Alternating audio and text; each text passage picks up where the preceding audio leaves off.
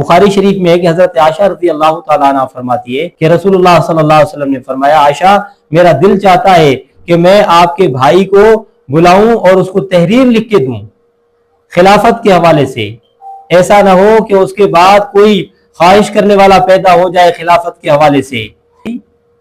لیکن اللہ بھی اور مسلمان بھی ابو بکر کے سوا کسی اور پر راضی نہیں ہوں گے۔ مجھے بتائیں کہ مسلمان صحابہ تو ابو بکر رضی اللہ تعالیٰ عنہ کے اوپر راضی ہو جاتے، لیکن اللہ کس وجہ سے راضی ہو رہا ہے؟ اللہ اس کے سوا کسی اور سے راضی کیوں نہیں ہو رہا؟